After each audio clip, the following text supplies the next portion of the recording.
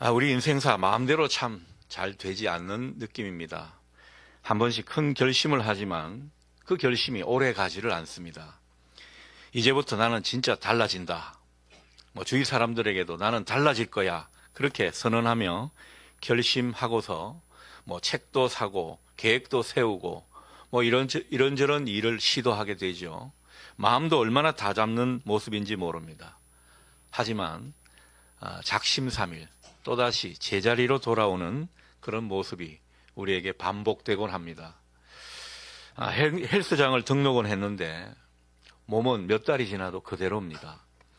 책을 사기는 샀는데 읽은 것은 처음에 한두 장 뿐인 그런 모습을 우리는 때로는 발견하게 되죠. 몇 가지 예를 든 거지만 우리의 결심이 뭔가 삶을 바꾸게 하는 데는 힘이 되지 못하는 것을 느끼게 됩니다. 여러분, 그 이유가 뭘까요? 우리는 자꾸만 새로워지고 달라지는 것을 기다리기만 해서 그렇다, 그런 생각이 듭니다. 여러분, 우리의 신앙의 영역도 이런 모습이 많이 있는 것 같습니다. 언젠가 은혜 받으면 달라지겠지, 시간이 지나면 변화되겠지, 그렇게 생각하면서 우리는 막연한 기대를 갖고 있는 것은 아닌가 싶습니다. 여러분, 전혀 그럴 수가 없습니다. 새롭게 변화되고 새로운 존재가 되는 것은 저절로 되는 일이 아닙니다. 우리는 예수 그리스도를 믿고 새로운 피조물이 된 사람들이라고 성경은 우리를 그렇게 규정해 주고 있습니다. 그런데도 여태껏 별로 달라진 것 같지 않은 그런 모습이라면 무엇이 문제입니까? 버려야 할 것을 버리지 못했기 때문입니다. 오늘 1절 말씀이 그것을 우리에게 가르쳐 주고 있죠. 악독, 기만, 위선, 시기, 비방하는 그런 말을 버려라. 그렇게 오늘 1절 말씀은 우리에게 선포하듯 말씀해 주고 있습니다. 그러니까 여러분, 새로운 존재는 버리는 것에서부터 시작된다. 그렇게 말할 수가 있겠습니다. 우리가 세상에 익숙한 옛사람의 모습이 아직 우리에게는 많이 남아 있습니다. 그 모습을 버리라는 거죠. 어둠과 죄악에 길들여진 우리의 습관과 태도, 이런 모습이 우리에게 그대로 있다면 이런 것들을 끊어내라고 주님은 말씀하십니다. 우리가 이런 것들을 끊어내지 않으면 결코 우리는 새로워질 수가 없는 것이죠.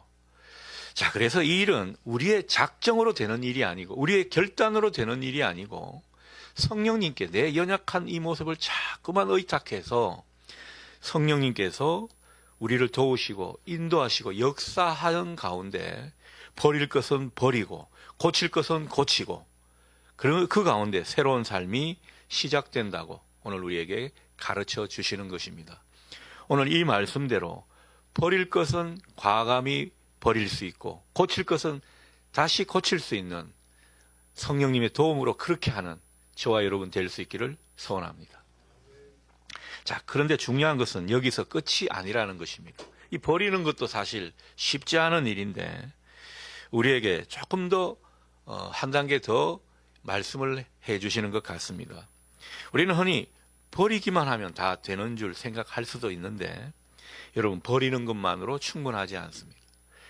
우리가 이렇게 버린다라는 것은 우리 내면을 비워놓는 일이기도 한데 비워놓으면 다시 옛것이 스멀스멀 들어오게 마련입니다. 그래서 옛것이 다시 우리 가운데 들어오지 않도록 하기 위해서 성경은요, 우리에게 그 자리를 채우라 말씀하고 있습니다. 오늘 2절 말씀이 바로 그런 말씀이죠. 2절 상반절입니다. 갓난 아기들 같이 순전하고 신령한 젖을 사모하라. 아멘. 여러분, 신령한 젖으로 채우라는 것입니다. 우리의 심령을 신령한 양식으로 자꾸만 채워나가는 것이 우리에게 변화로 이어지는데 너무너무 중요한 요소라는 것입니다. 여러분, 신령한 젖이라는 것은 영적인 생명을 자라나게 하는 자양분인 것입니다. 어떤 것을 의미합니까? 우리가 말씀을 듣거나 묵상하면서 그 말씀 가운데 얻는 신령한 양식이 되는 것입니다. 우리가 기도 가운데 누리는 은혜가 있습니다. 기도 가운데 주님이 우리를 복 감사하는 듯 느낌이 우리에게 경험되기도 하고, 또 기도하는 가운데 응답의 체험 같은 것도 우리가 경험할 때가 있습니다. 기도하면서 누리는 은혜가 신령한 저주인 것입니다.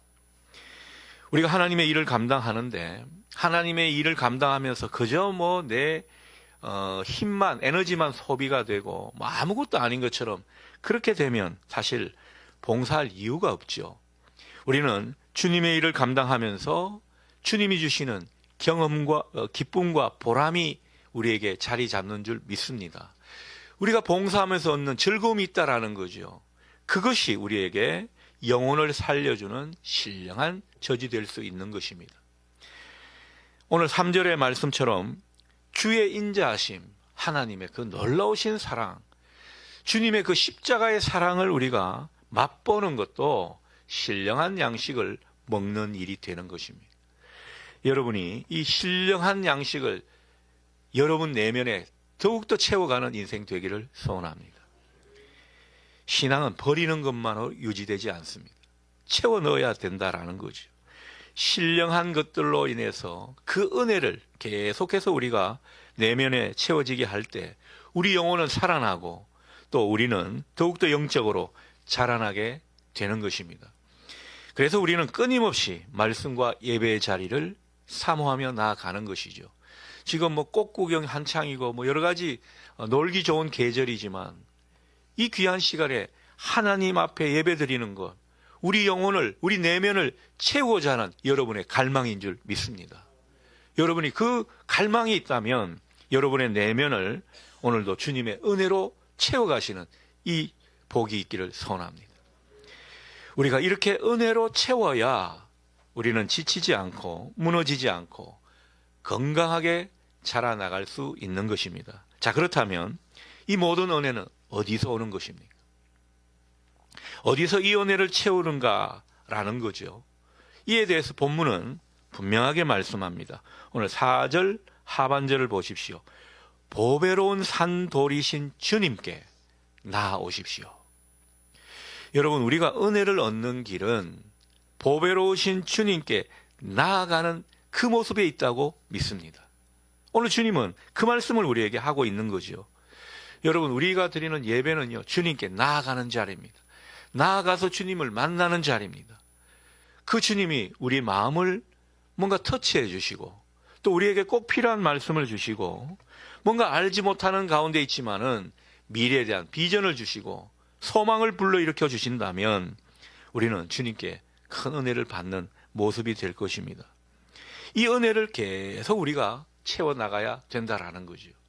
우리 찬양대 오늘 찬양을 잘했습니다만 우리가 찬양을 그냥 우리의 에너지로 우리의 기교로만 부르고 봉사하고 헌신하면 이거 재미가 없을 겁니다.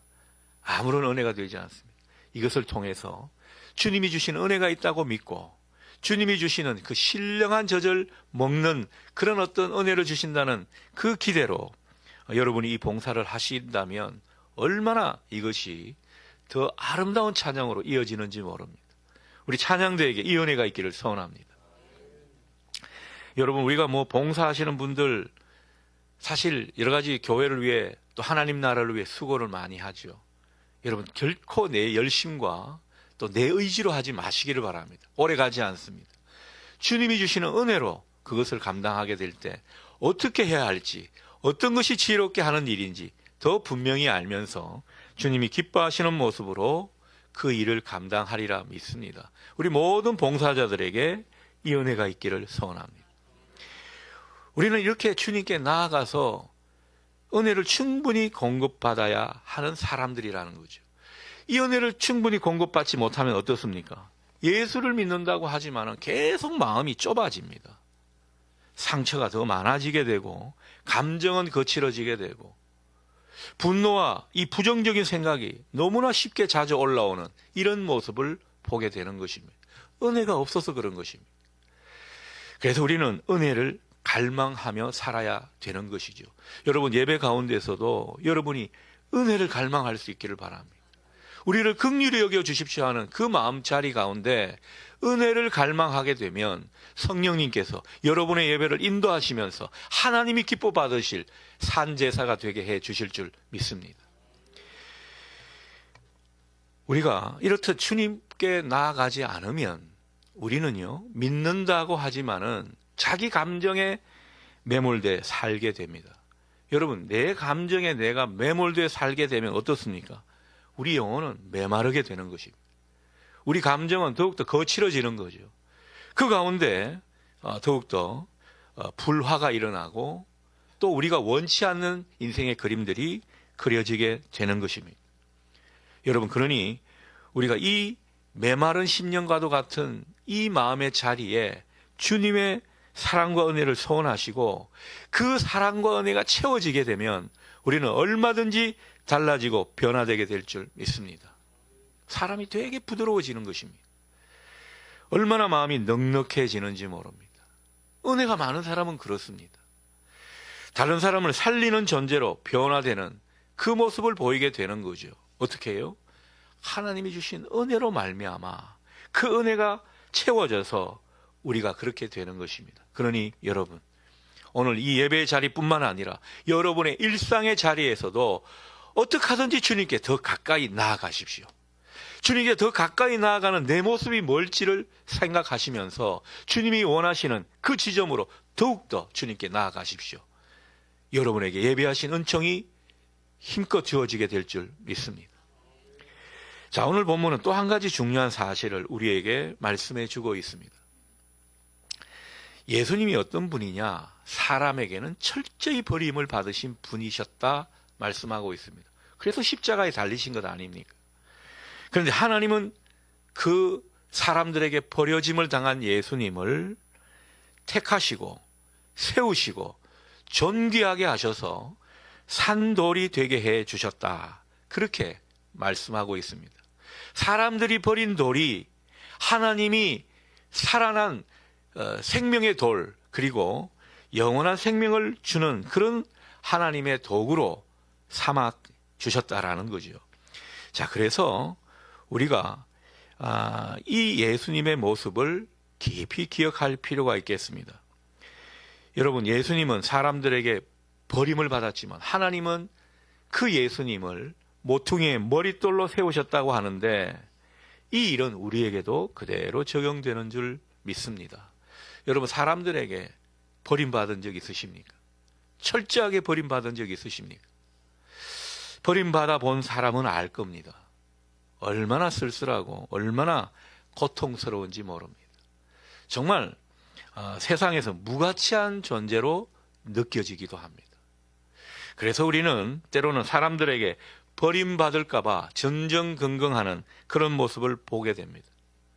사람들한테 따돌림을 당하지 않고 사람들한테 버림받지 않도록 하기 위해서 그것이 두려워서 세상 사람들과 적당한 선에서 타협하며 사는 그런 모습을 우리는 때론 보이곤 합니다. 그러나 우리 주님은요, 세상에서 버림받음을 전혀 두려워하지 않으셨습니다. 하나님은 세상 사람들이 버린 돌이신 예수님을 하나님 나라의 모퉁이 머릿돌, 가장 중추돌로 세우셨다는 이 사실을 우리 예수님은 아셨기 때문입니다. 오늘 7절 하반절 말씀 보십시오. 건축자들이 버린 그 돌이 모퉁이의 머릿돌이 되고, 6절 상반절 말씀도 이렇게 우리에게 전해줍니다. 보라, 내가 택한 보배로운 모퉁이 돌을 시온에 두노니. 하나님 나라의 초석으로 예수 그리스도를 새롭게 삼으셨다는 그런 말씀을 우리에게 하고 있는 것입니다. 자, 여기서 한 가지 진리를 우리는 붙잡게 되는 것입니다. 하나님은 세상이 버린 것을 하나님은 택하셔서 사용한다는 그 사실입니다. 사람들이 버린 돌을 하나님은 보배로운 모퉁이 돌로 삼으셨다는 이 말씀은 우리에게도 똑같이 적용되는 것입니다. 그러니 여러분, 우리가 세상에서 좀 외면당하거나 손해를 보거나 고독해지는 그런 모습에 처한다고 할 때도 지나치게 그 모습을 두려워하지 마십시오. 두려워할 필요가 없습니다. 세상은 우리를 버릴 수 있다 하더라도 하나님은 우리를 보배롭고 존귀한 사람으로 들어서 당신의 영광스러운 존재로 삼으시기 때문입니다. 우리는 하나님 손에 새롭게 들려지는 존재라고 말씀하고 있는 것입니다. 자, 여기서 더 중요한 것은 5절 상반절에서 보듯 우리 역시 산돌이다라는 사실입니다. 예수님만 산돌이 되게 하신 것이 아니라 우리 또한 하나님께서 산돌로 삼아주셨다라는 거죠. 여러분, 우리가 믿는 예수님은 산돌이셨다고 성경은 전합니다. 그 산돌이신 예수님께 우리가 믿고 따르고 아니 꼭 붙어 있게 될 때 우리도 산돌이 될 줄 믿습니다. 생명을 살리고 정말 하나님 나라의 보배로운 그런 존재로 하나님이 우리를 삼아 주신다라는 거죠. 우리는 산돌이 한 사람 한 사람으로 하나님께서 부르셨고 그 산돌들이 모여서 신령한 집, 교회를 이루는 줄 믿습니다. 그래서 어떤 교회들 보면은 뭐 산돌교회 이런 교회 이름도 있는데 교회 자체가 산돌이 모인 공동체인 것입니다. 여러분 한 분 한 분이 산돌이기 때문입니다. 자, 그러니까 우리는 산돌이신 그 주님을 믿고 따르는 가운데 정말 우리도 산돌과 같은 존재로 준비되고 다듬어지는 그런 인생이라는 것을 우리는 이 대목에서 생각하게 되는 것입니다. 자, 그런 맥락으로 우리를 왕 같은 제사장으로 삼으셨다. 그런 말씀을 하고 있는 것입니다. 우리 삶은 단순한 종교 생활이 아닙니다. 반복되는 종교 의식을 하는 그런 인생들이 아닙니다. 우리는 하나님께 드려지는 신령한 제사를 드리는 사람들입니다. 여러분, 하나님께 드리는 신령한 제사는 어떤 특징이 있습니까? 인격적입니다. 상호 소통적인 그런 모습입니다. 그래서 우리는 예배를 통해 주님을 만난다, 주님과 교제한다, 그런 표현을 쓰게 되는 것이죠. 우리는 주님과 교제하면서 그분의 영향을 받는 삶을 살아야 진정 신령한 집을 세우는 사람이고 산돌과도 같은 존재로 살아가는 모습이라 할 수 있겠습니다. 그러니까 우리가 새로운 존재로 좋은 신자의 모습으로 살아가는 그 방법은 다른 게 아닙니다. 산돌이신 주님을 더 깊이 만나고 그분과 더 교제하고 그리고 그분께 영향을 받는 것입니다. 여러분, 이 한 주간 얼마나 주님께 영향을 받으셨습니까? 주님께 영향을 받으려고 주님과 새롭게 만나려고 얼마나 몸부림치셨습니까? 얼마나 주님과 동행하는 삶을 사는 것을 느끼셨습니까? 여러분, 우리가 새로운 존재로 돼가는 것은 하나님조차고 그렇게 하는 것이 아닙니다. 새로운 존재로 변화되면 그만큼 은혜가 더 깊어지는 것입니다. 우리는 새로운 인생의 진면목을 경험하게 되는 것이죠. 그러니 여러분, 우리의 예배가 주님과 교제하는 예배가 되게 하시고 여러분의 일상의 삶이 예배적인 삶이 되게 하셔서 주님과 교제하는 삶이 계속 반복되고 지속되는 그런 모습으로 살아갈 수 있기를 축복합니다. 그게 신령한 제사를 드리는 사람의 모습이라는 거죠. 하나님은 그런 영적인 제사장으로 우리를 부르셨다라는 것입니다. 그래서 우리는 오늘도 주님을 만나야 되는 것입니다. 주님이 내 심령 가운데 오시는 것을, 성령님이 우리를 붙잡아 주시는 것을 우리는 오늘도 경험해야 되는 것입니다. 우리가 이렇게 삶을 통해 하나님 기뻐하시는 신령한 제사를 드리고 신령한 예배를 드리게 되는 것, 이게 우리의 소명이고 인생의 과제인 것입니다.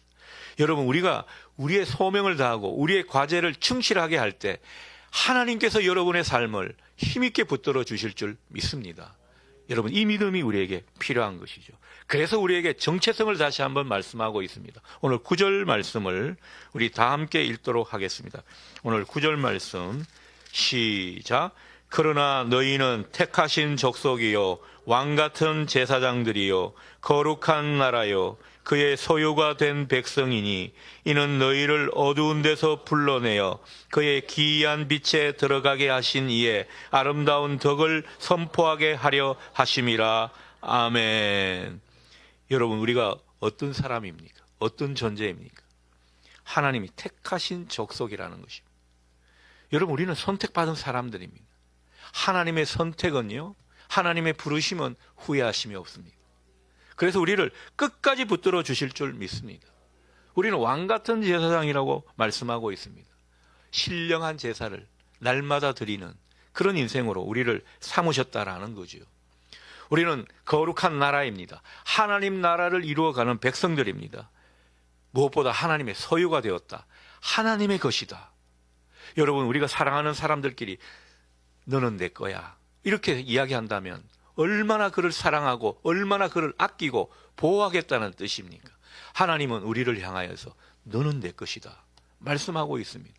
우리는 하나님 이 약속 때문에 잘못되지를 않습니다.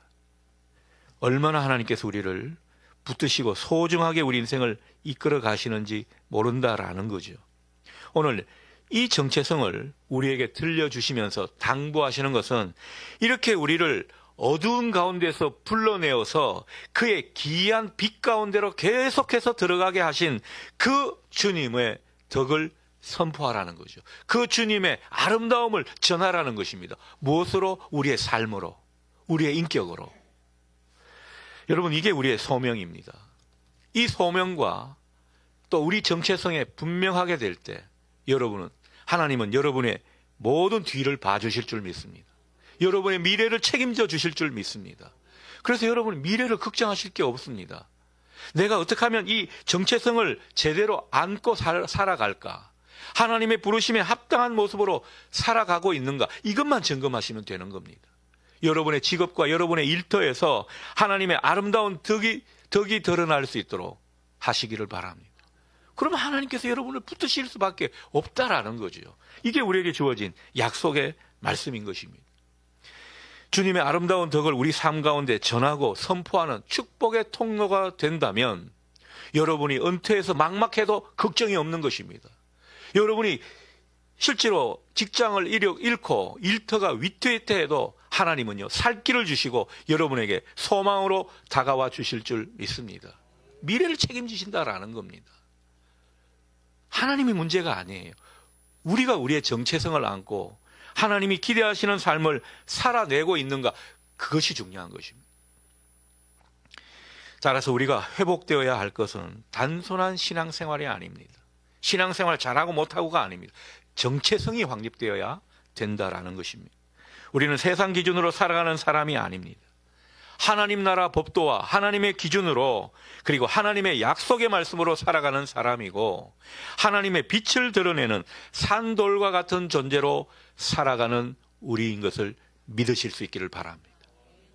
그런 존재의 정체성을 확립하라는 거죠. 한 청년이 있었습니다. 이 청년은요, 어릴 때부터 참 기대를 많이 받았고, 모범생이고, 어떻게 보면 공부도 잘한 청년이었습니다. 그런데 어느 순간 인생이 꼬이기 시작했습니다. 일이 안 풀리는 겁니다.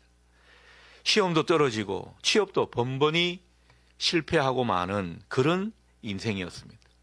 사람들은 하나 둘씩 자기보다 앞서 막 달려가는 것 같은데 자기만 자꾸 뒤처지는 그 모습을 느끼게 되어서 급기야 자기가 쓸모없는 존재처럼 여겨졌습니다.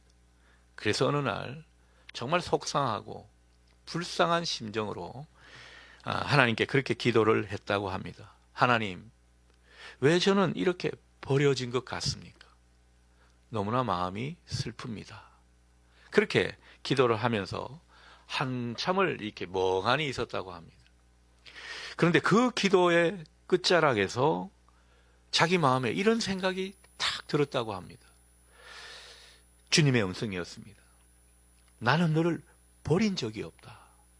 나는 지금 너를 다듬어 가고 있는 중이다. 그렇게 음성이 들려왔다고 합니다. 여러분, 이 주님의 음성이 탁 꽂히니까요, 이 청년의 삶이 달라지기 시작했습니다.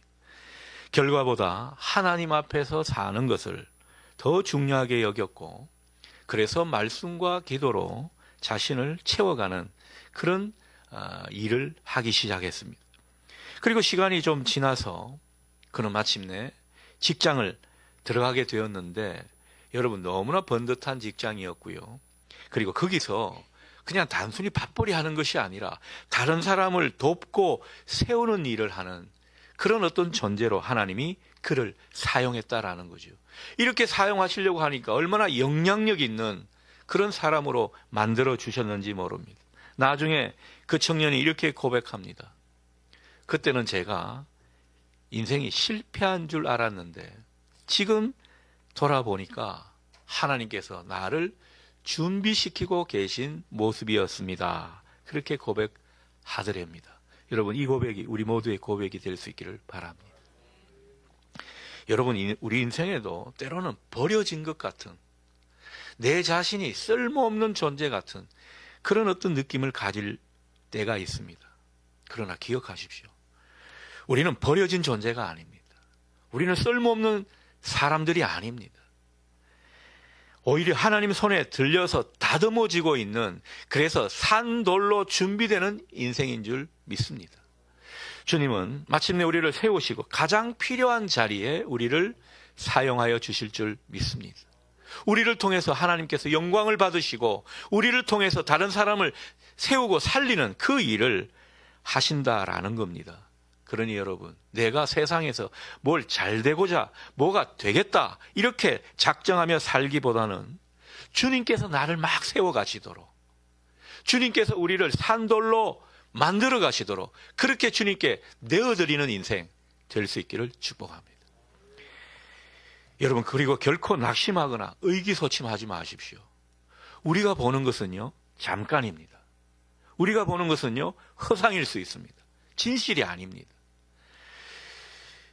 그래서 우리가 할 일은 그런 어떤 진실이 아닌 것에 현혹되지 않고 하나님이 주신 진리의 말씀을 붙들면서 버릴 것은 버리고 고칠 것은 고치고 우리 안에 은혜로 채우면서 주님께 더 깊이 나아가는 그런 저와 여러분 될 수 있기를 소원합니다. 하나님께서 우리를 산돌과도 같은 존재로 삼아가시면서 우리를 통해 영광 받으실 줄 믿습니다. 기도하겠습니다.